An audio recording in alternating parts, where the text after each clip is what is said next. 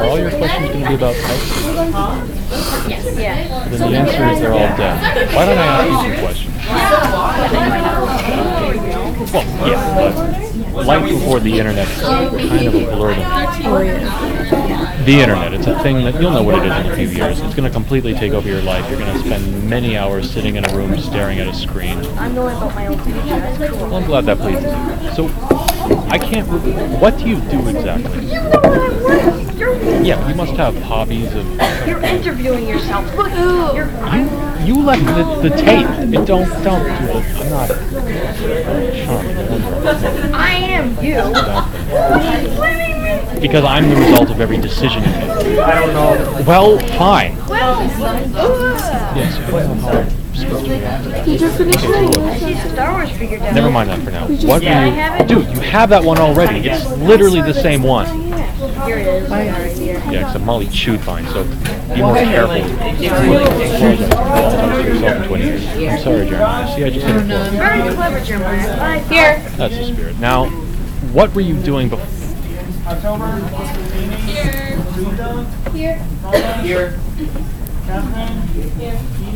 Here. Oh my god, that was so close. Here. So close. Alexander, Derek, Colin, Sybil, Anime, Amanda, Eunice. Your teapot is still in my room. You should come get it.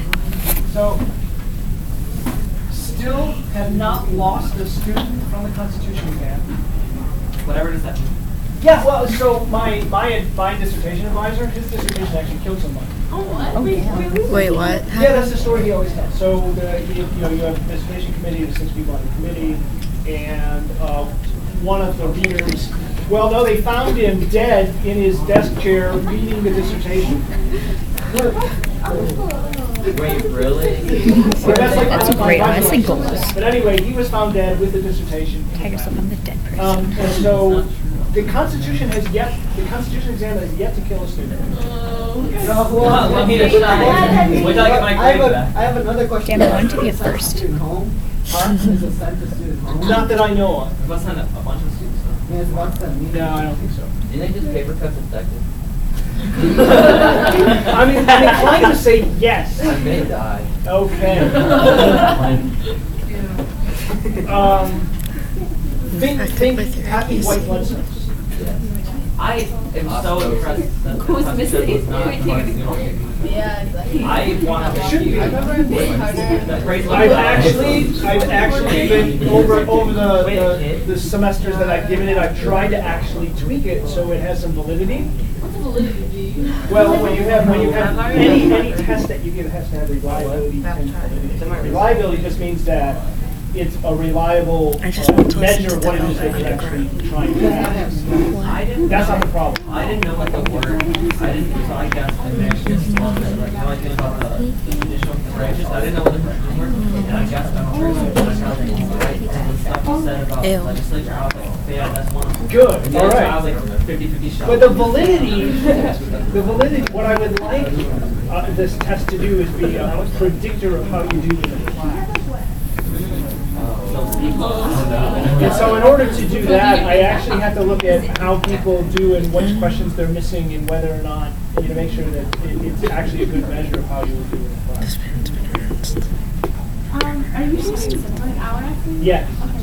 So like, would you grade it the same way you would grade one of our essays that we had? No. We didn't have that page.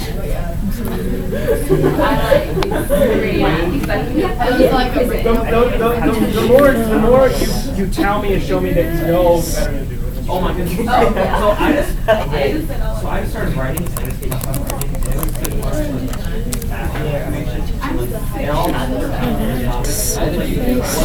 As long as it doesn't become diuretic, you're okay. Okay. Like it wasn't necessary diuretic. Okay, Alexander. Where's all one big Well, it's a good thing I'm not giving you points for, paragraphs. I used one cell. I use Yeah, I use the semicolons there. You're just trying. I didn't I use regular colon, but I was tempted to use it. So it will have the opposite effect. My exam has never killed a student, but yours may very well kill me. I didn't cite my sources. You should have That's all right. colon. I forgot to cite them. Oh, man. I put it in mine. I put a date. I put a date. Do you have to sign if you I cheated? saw it. It was completely smashed.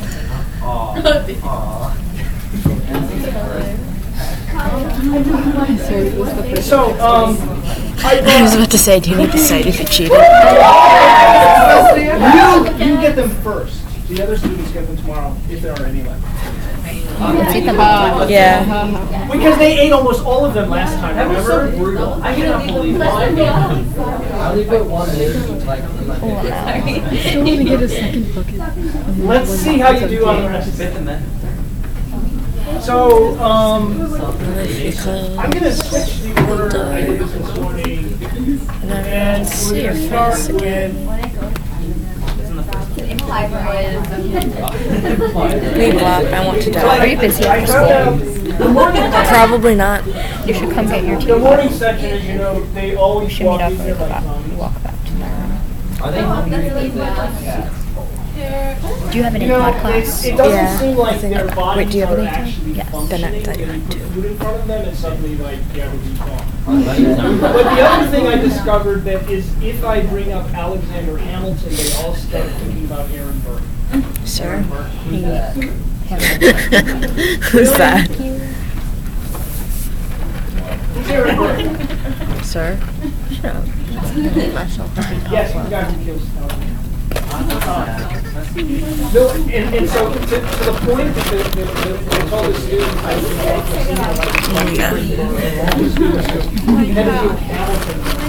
No. I'm going to take Aaron Burr. I'm still saying for August. No, thank you. He was an American politician and his third vice president.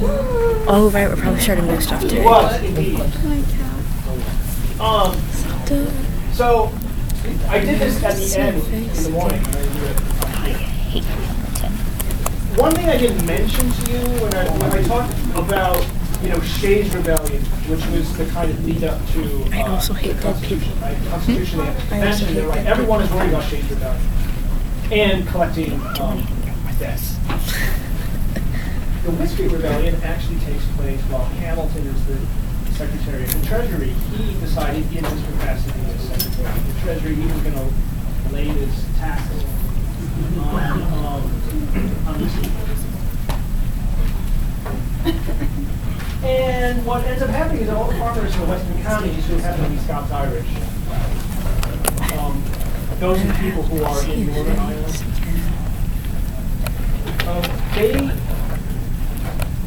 they rebel. They're like, no, wait, we've been through this before with this whole taxation thing, and we don't feel that it's fair, and you're singling us out, and so we're going to have this rebellion. Hamilton, Me too. Secretary of Treasury, folks, right? Secretary of the Treasury gets on a horse and leads 13,000 troops himself against the people who have just rebelled in Western Pennsylvania. Yes. Where is this? And so he puts down this insurrection. These people were not anti-federalists. They weren't against the Constitution at all. If anything, what they seemed to be looking for was an early version of, say, Social Security. They were looking for equal taxation. They felt like they had been singled out, and they were okay with a broader tax. We don't have an income tax in this country until the 20th century. And so all we had was these kinds of targeted taxes, and they felt that these targeted taxes actually targeted them specifically, and there was this kind of resentment. So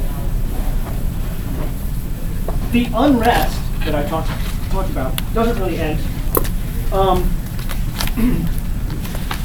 There's another issue here which has to do with immigrants, but let me back up a second. let's review for a second, because the next thing we need to do is talk about where we go after the Constitution exam. Everything's about the Civil War now. Everything is heading towards Civil War. So remind me about this. Great concept. Read this properly. Okay, what did it do? Oh, like some colleagues told my representation that slaves count as 2/5. And what's the net result of having, counting the slaves as 3/5? Slave societies and states got more representation. So the southern states with the slaves, these slave societies, are overrepresented by 60% in the House of Representatives.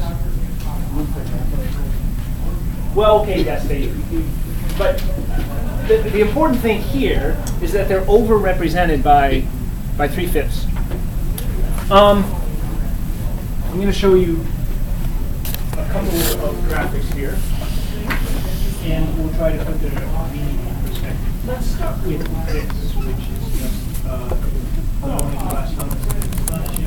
Just tell you what I'm doing. Let's take a break.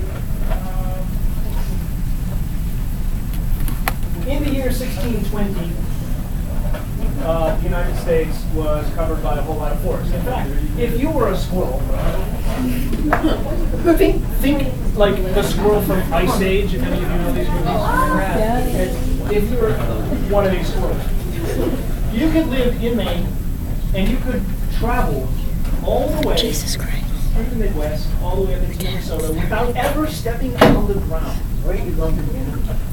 Well, sure, you could go that way too, but the point is that I don't have that on the map, so we'll just assume that this person wants to do this sort of southern tour of the Great Lakes. Yeah. Hello, my name is Regret. What?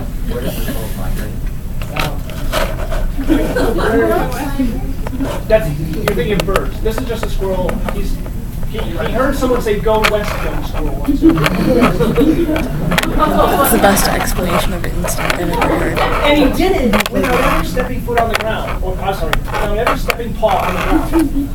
Entirely in the trees. That's in 1620. Hello, did somebody say? That's in 1620. By the time we get to the 19th century, things have changed.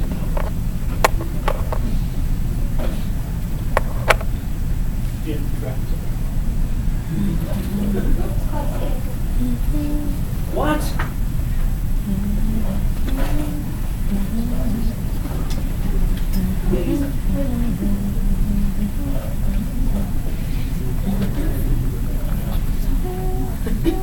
All right, so 1620, 1850. Notice the forest of, oh no. Corn and wheat. Corn and wheat. All of the amber waves of green. Huh. Then, by 1990, Only real music. I wish kids might. yeah, Illinois, all corn. That's just above the ground. Underground, as you all know, is like coal. I showed you a different map. All underground is steel. Above ground is all corn.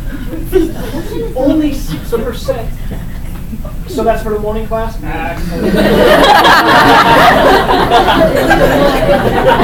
could I have that bucket? I'll bring a knife. No, seriously. Cut it up. That's what they get for having eaten all of them last time. Make them fight over it. Make them duel like in Sparta. Actually, I don't know if it's me. It was more like Josh showed me. I didn't have any. Only 6% of what was there 4 centuries earlier is actually still around, right? We will actually later in the class we'll comment on the environmental side, but yes. We'll go like now. Oh no. This is more like what is now. The North Woods is more or less still intact as the North Woods. Any of you been up to the North Woods? Yeah, it's like they're logging up there. There is logging, yes. Yeah, like even right next to the national park. But How about this some area flood? here, Is it heavily wooded? now is it heavily wooded, it's a giant preserve. You actually need to make reservations up there, and it's by Well, there are no roads, so if you're going to go up there, you can look it up. It's called the Boundary Water State Park in Wisconsin. Yeah, or you can go up there. They limit the number of people who are going to go into it. Yep. How did everything go away? Thank you for asking, because that's where I'm going. Me too. Okay. They set it on fire. I went through a paper beach. The squirrels waiting. When is the world gonna die? Next year. 2012. Not soon enough.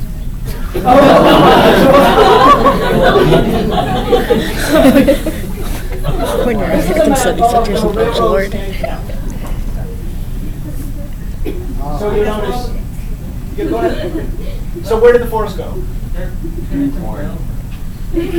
So it's as if the railroad system here, Have you ever seen the and Lorax? in their place comes farms and railroads. Hey, at least we can get from New York to Chicago without stepping foot on the ground. Yes, it's called flying. Squirrel can too now, because it just says top on the tree. Huh? They get their back. What? The important thing is that now we can do it without stepping on the ground, but the squirrels can't. No, they can't, they just jump on the tree. Don't actually like the squirrels. Flying squirrels. Well, Like 10 years. Jack, that's not how it works. what you saw by the mid-19th century, all of this was cleared off. That was still really. But by the time you get to the late 20th century, it's all gone. But lots of industrialism. But also, as I showed you in the other map, there's also lots of agriculture. So there's lots of, there may not be whole forest, and there was a lot of broken up ones, smaller zones removed in order to make space for farming. The timber is mostly being used for actual products, though. Like they're building housing, or they're building ships, or they're building, or they're using them for railroad ties. I mean, all of these things are actually used as all right, one more graphic. Do we have gym today? No. Yay.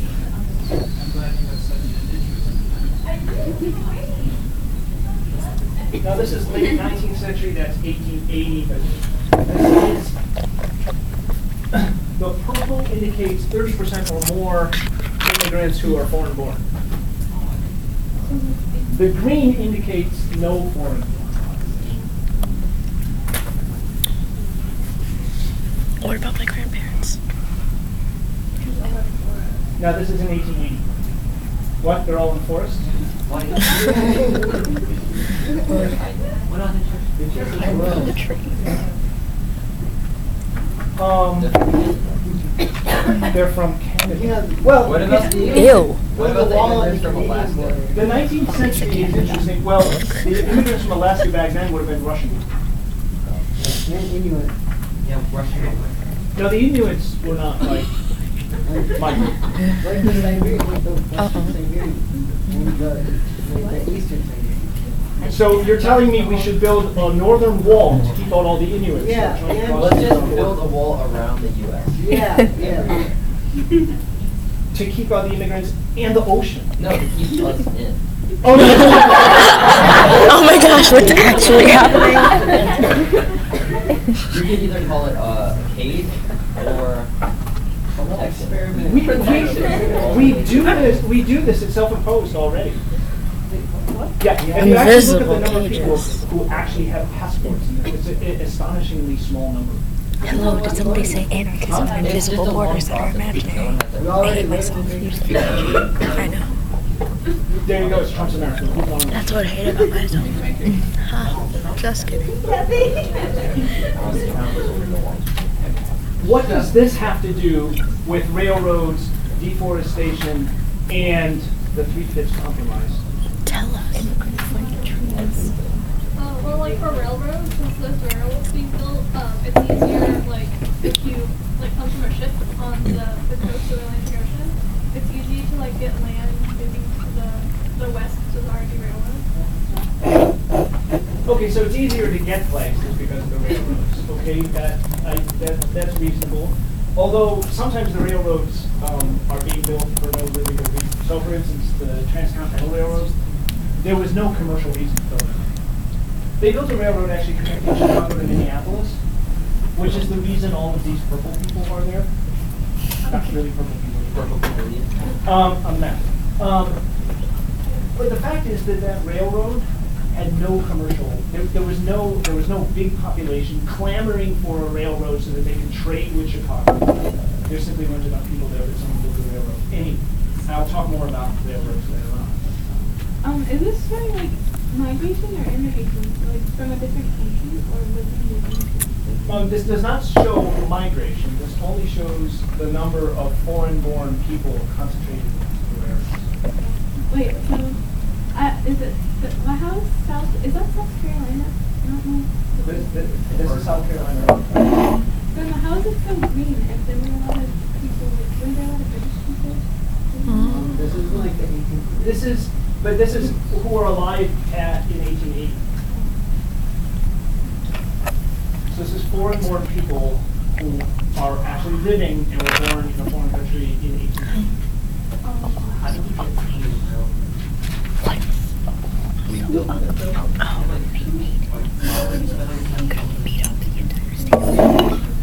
What is the prettiest name? Like you're building railroads, you need like workers and stuff. So that's why there's more immigration from Washington. Okay, the railroad workers are almost not exclusively, almost entirely two groups of people. Anyway. But it's so rainy. The Irish, yes, one group, the Irish. The other, the Chinese. They were good. What about me? It's true. Those are the two groups. And there's a famous photo of the Transcontinental Railroad being completed. They put in the big Thomas Pike. And if you look at that photo, actually, why don't you look for it? Look for the photo of the connection of the Transcontinental Railroad. On a map? Yes. It's entirely different.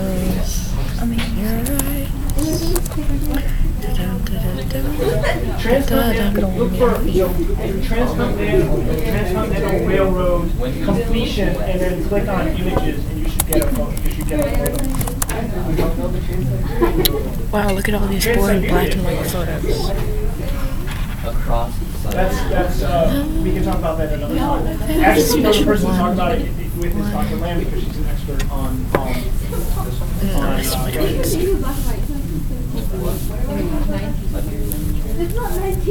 Jupiter. That's the one. That's one cool looking train. That's one cool looking bus. Wow, all these people look white.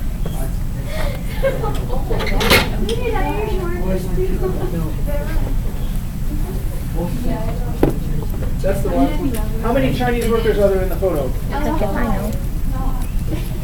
know. I don't see it. Did you say none, Josh? I can't see it. Almost makes racist joke. Oh my god, Amanda.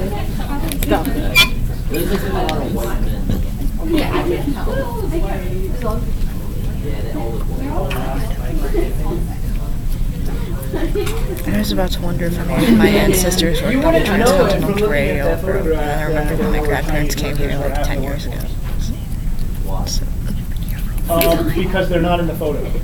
exactly, it's probably not like Did they not like them? Now, 20. okay, this is somewhat And they're like apocryphal. 70. You know what that means? A picture. Shooting. Shooting. So apparently, the Chinese, who didn't know a lot of English, heard the word shoot and decided that they didn't want to be anywhere near this particular event. I make that joke all the time. Yes, that's I'm going to shoot you. That's the story.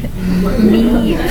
When white people Whenever I say see shoot, someone really, really non-white people tend to go the other direction. This is the story. Shoot you, because like I want to set up flights, I want to set up the jobs, I want to do like a legit photo shoot. But I'm like, wait, I have to shoot. Please put on your business card. I'm going to shoot you. But again, I'm back to where I was. What does this have to do with the Three Fifths Compromise? Think about it again. So what The immigrants don't matter. let's go back up. You told me, what does the 3/5 compromise Yeah. result Don't worry, in? not because of anyone else.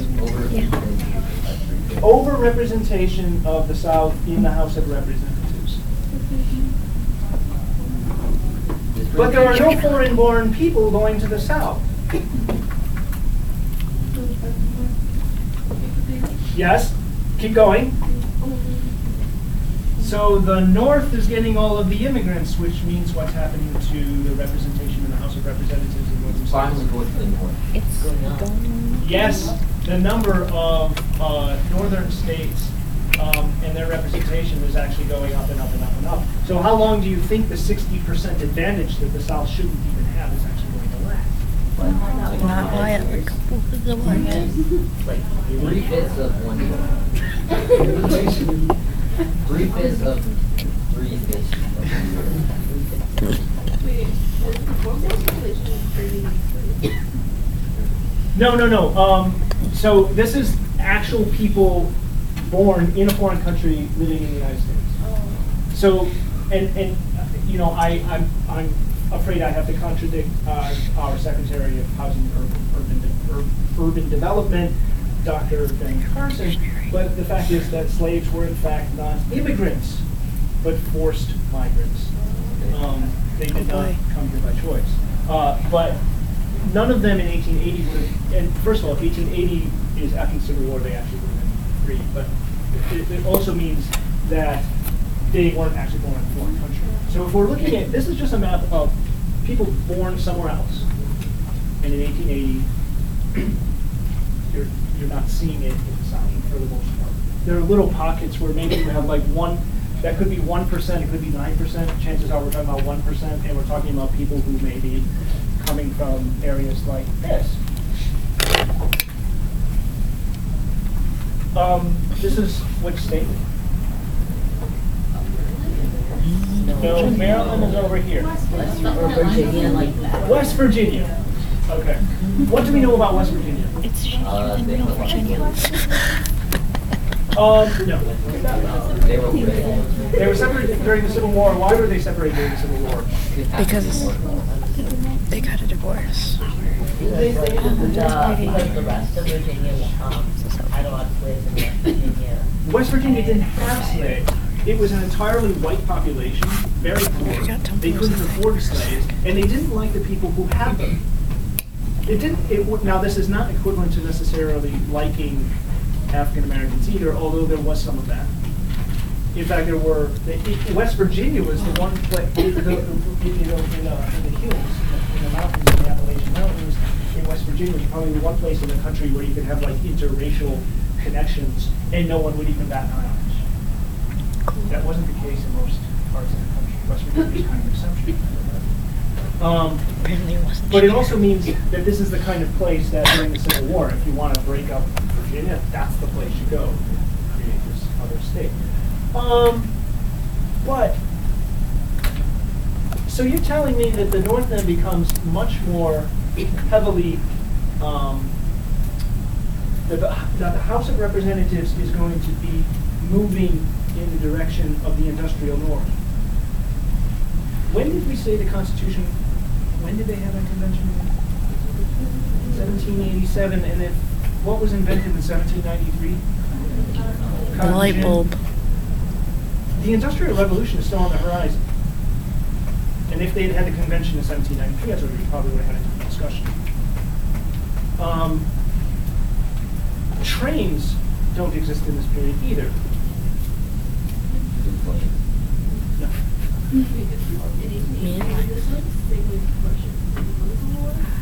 Oh wait, I posted that. No. I didn't have a good map prior to the Civil War, and so I'm using this one because you can see it all. It doesn't change where I'm going with this, even though this is there.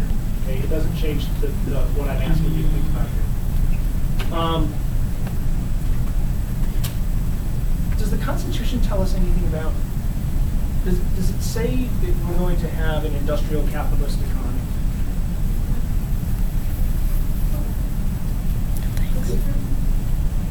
Well, what does it tell us? Yeah, but they're communist. I have communist money. Communist countries coin money as well. I know this because I've been to East Germany and I have points. Well, it wasn't in East Germany, it's in the former East Germany, but they still have certain points.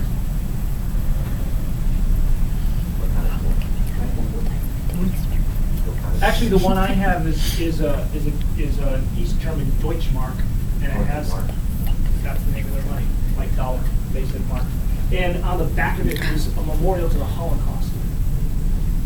It's an interesting piece of coin. But I think No, it's That's okay. I like the picture. Wasn't like 3 trillion marks as one to the dollar after World War II. wow. I don't know if it was quite that high, but yeah. Really? So what does the Constitution tell us about the economy?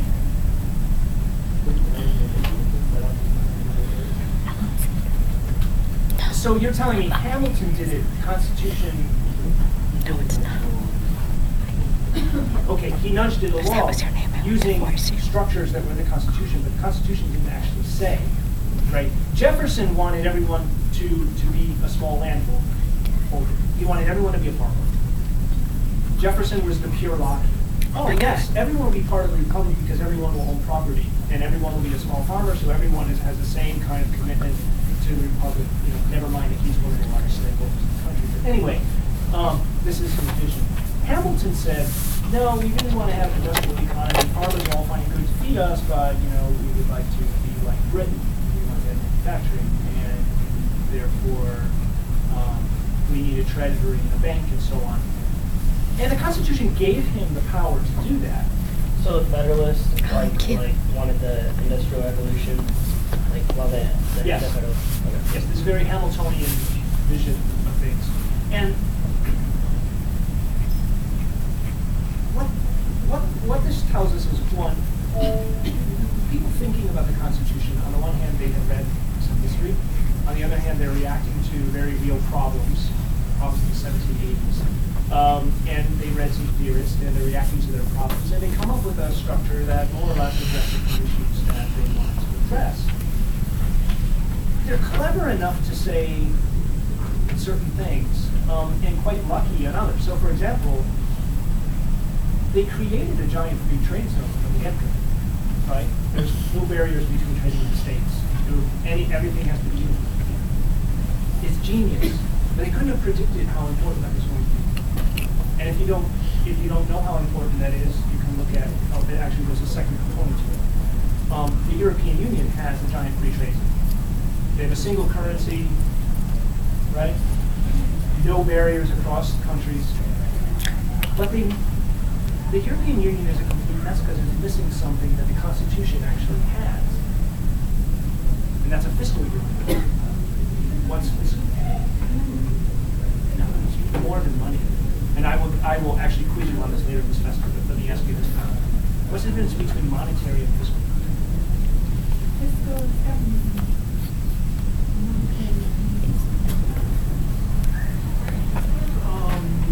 To a degree, maybe. Monetary, when we talk about monetary policy, we're referring to a central bank controlling of the money supply.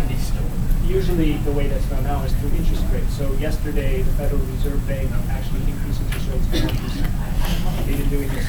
I've never actually come across one before. 1% is still incredibly low, though it was even lower a few years ago. That's monetary policy.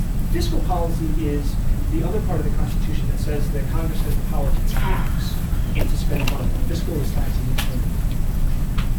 So the Constitution gives us a free trade zone and a monetary union and a fiscal union, all quite accidentally, brilliantly, but quite accidentally brilliant. The European Union, here were a bunch of smart people and they're like, well, you can form the European Union. It doesn't have a fiscal union. And it doesn't have a fiscal union because the Germans, for example, didn't want their part of the cash being spent on all those lazy people who are basically everyone else who are German. Sorry for those European students, this is a very German idea. And it was what happened with Greece during the recent crisis. Greece, terrible mess. And the Germans were like, lazy Greeks, we're not going to bail them out. Of course, statistically speaking, the Greeks actually worked more hours than the Reds. But, that was stereotypes trying to die hard, I think. Right? That would be the same thing as like, well, New York's taxes aren't going to be used on Alabama. And the New Yorkers like, we don't want our hard-earned dollars being spent on those lazy Alabamans.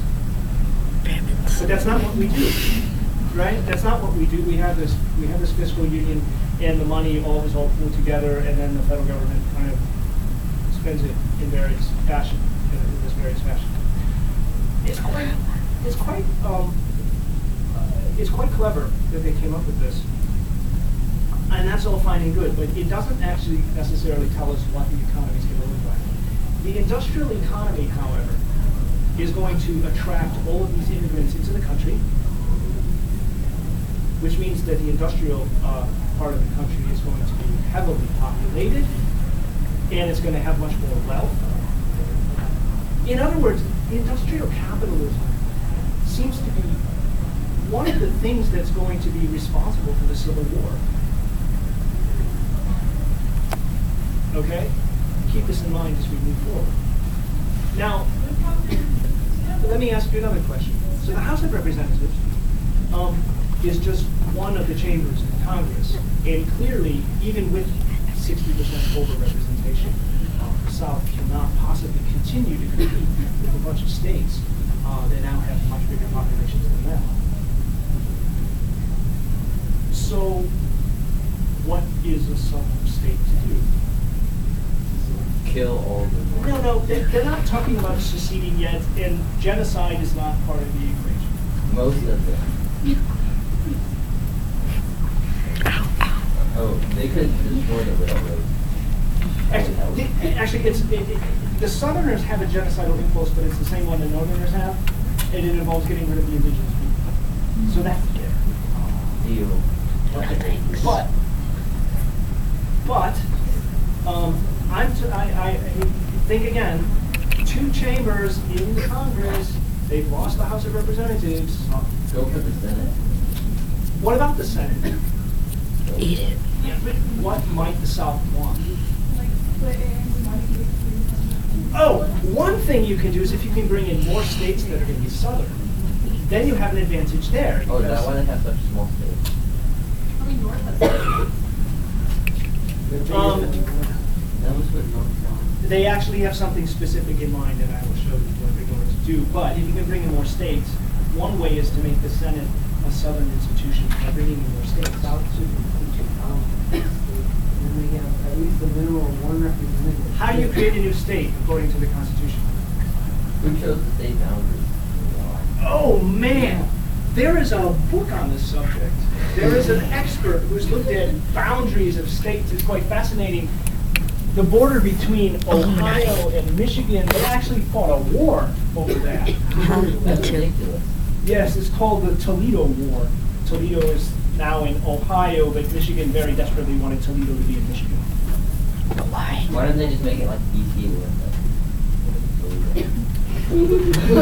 Because then, so no one can get it. I apparently have relatives who are at the Central Toledo War. Oh, cute. Get all the rules. Oh wait, this is already my picture. No, they were all on the losing side, which is that is Michigan. I'm sorry. No, I'm not.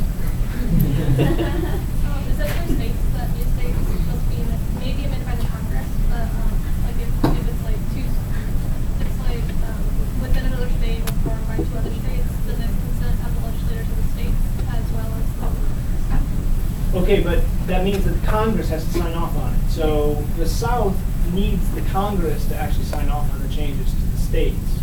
So there's going to be a battle there politically. Which means that if the Senate is going to become a place for the South to actually have kind of any kind of refuge in the government, they're going to need to figure out a way to make that happen, which they are in fact going to do, and I will tell you about that. Yes? So was it actually like all the southern state leaders got together and like hated all the northern state leaders? Was it actually like that, or is it like some southern, like, with the, you know what I'm saying? Okay, so the hatred is going to come slowly. Slowly. By the 1850s, all of the people, all the daggers are drawn. People are clearly at each other's throats, and it's just a matter of time. In fact, the Civil War will, in fact, erupt in some places, which we'll see, in the 1850s, even before it actually starts to occur in 1861. So the kind of really, the kind of bile and real anger between the two sides is slow to emerge. One of the things that happens is actually, I mentioned it before, the party system. Nobody trusts parties. Andrew Jackson is going to come along, and he's a Tennessean, and he's going to lead the new reinvigorated Democrats, right? And the Democratic Party is going to have appeal across the country, both in the South and in the North. The immigrants in the North will be in the Democratic Party. The workers in the North will be in the Democratic Party. It will be an urban worker party. And in the South, it's the party of the plantation workers. And these people have completely different interests, but they're both in the same party. Nobody imagined that could possibly happen, but Andrew Jackson did well. And so people begin to trust parties, but they also are convinced that that means the country's in good hands. We don't have to worry about a civil war, for example, because, in terms of the factions that Madison was telling us about, it's all dealt with. Look, the Democratic Party is very broad. What nobody anticipated was that over time, that would actually start to erode. And eventually, there are going to be Northern Democrats and Southern Democrats, and that industrial base of the North and the agricultural slave society basis of the South is going to come to a head. There's an economic component there that's inescapable. And it has to do with immigration, and it has to do with economic development, and it has to do with the fact that the South is not really looking at those things. The South wants things to be how they've always been. Not always, but since 1607. They're very, backward. There was an interesting study that was done recently, and they asked people who identify as politically liberal or politically conservative, and they gave them a scenario about environmental, what would you call it, preservation or protection. And what this study found, and this is social science, so we can trust it to a degree, right? They found that if you ask someone who's conservative, if you phrased the questions or pitched this idea in terms of keeping things how they used to be, conservatives are all for protecting the environment. But if you ask it in terms of future generations or dealing with a kind of progressive set of ideas looking forward, that the conservative people would not be on your side on the very same issue. It was all a question of how it was pitched. Think of the Southerners as the quintessential conservatives. They want things to be how they've always been. They want the race relations that they've had since the late 17th century. They want the agricultural plantation setup that they've always had. And what they see with the immigrants, the immigrant population coming into the country, and the increasing population in the North, is something that's threatening to them. Not because they have immigrants, but because it's to the advantage of the North. Although maybe they don't like the immigrants either, that's another question.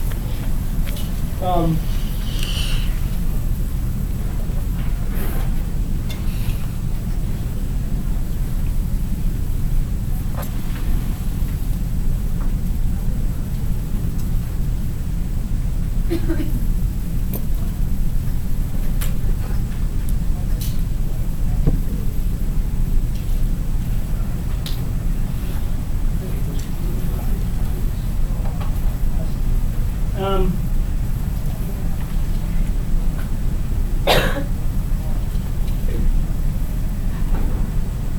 thanks. No thanks.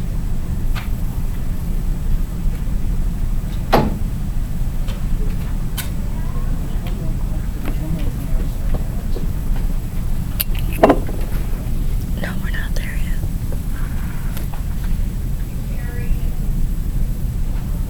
I started in a very different place this morning. What time does this class end?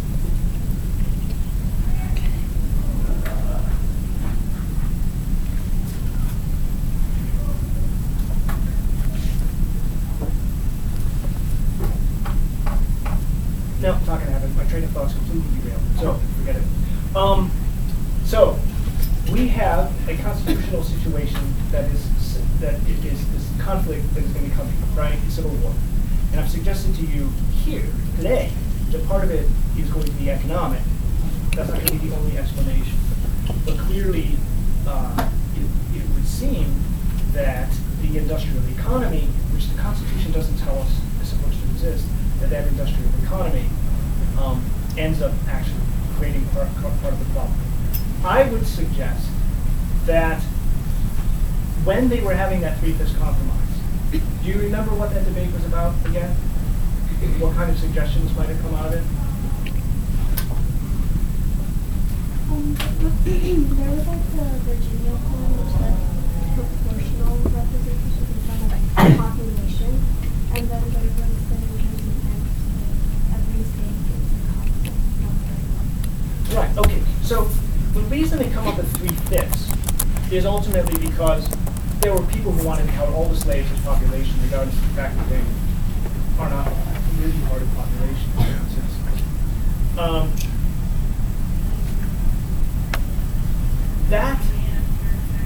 That compromise was because ultimately they have this agreement that the 13 slaves, slave free, slave society, society free slaves, they had this common interest, right? And that they were all going to come together. The problem is, it's good to compromise. It is. But they had not anticipated to what degree this particular compromise over the slave issue was going to come back and bite them. I read as a graduate student, there's a historian, he's long retired now, a guy named Stanley Payne is actually an expert on Spain. And since I was writing about the Spanish Civil War, he makes this comment in one of his books about how he was talking about Spain, and he says, functioning democracies don't have civil wars. Stanley Payne. It's P-A-Y-N. Yeah, funny, isn't it? True story. Now, I know why he was making this argument. I'm not going to. I know what his motivation is, but what was to me more interesting was, wait a minute, the United States had a civil war, so does that mean we didn't have a functioning democracy? I think the answer is no. I think we had a functioning democracy, but I think you can end up in a civil war anyway. Something to keep in mind as we start to talk about this thing. Do you have your hand up? Yeah, so I was just wondering, they, at the Constitutional Convention, they came up with this thing that like they would not change any laws about slaves for the next 20 years. Right. Like wondering why they did that after they came up with. Okay, yeah. I remember I told you they thought that slavery was going to die out, and they thought that a 20-year time frame would be enough for slavery to really look like it was disappearing, and so it would be an issue. What they hadn't anticipated is that 6 years later, the cotton would come along, and actually, not only does slavery not go anywhere near disappearing, it's back with a vengeance. And nobody saw that coming. And so, again, if the cotton gin can be seen as part of that industrialization, the same way the railroads are going to come after that, it's almost as if technology itself ends up kind of throwing a wrench into the works. And the Constitution finds itself ultimately being not so much torn apart as the two sides are going to decide that they have the doctrine on their side. And both of them are in fact correct. And the reason is because the document itself is about a compromise. Now, does that mean we want to say it's compromised? Maybe. But we can certainly say that it was a document that expected the compromise would last. And as I will point out to you after the break, there are a bunch of attempts to keep it intact that just don't work. Time and again, something fails. And the compromises don't keep things in order. Any other questions? Yes? I'm not going anywhere, if that's what you mean. Are you going to go to dinner? I was just there watching Troubled Cats. Those were good. I'm actually going to be working on the SIR project that I'm going to be pitching in Amstud. Leave me alone! Me too. And it's I think it's an interesting project. It's about automation and globalization. And I actually, this guy, did I mention the article that I had published in the book recently? It just came out at the beginning of the semester. Well, my editor, well, there are two editors. One of the editors for that book is at Columbia University, Richard John, if you want to know. He's an expert on the history of capitalism. That's his area. And I actually told him I have this project and I want, I'm thinking about bringing the students on board. What do you think? And I gave him some details. And he stole it. Well, no. He said it's a really great idea. And then he told me, oh yeah, I have a grad student who's about to start work on that. And I'm like, well, okay. You have a grad student who's working on it because it's brand new and nobody's done anything on it. So this project, I think, will have all kinds of possibilities for students who are interested in it. But I will be working on putting that together because I have the automation side. One of his courses as a graduate student, he was at Fine University and he's now at Columbia. Does he support capitalism? Yes, very much so.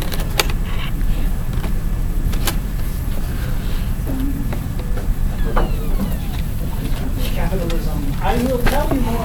We will work through some definitions later in the class. Have you ever seen osmosis drill? Did he just say osmosis drill?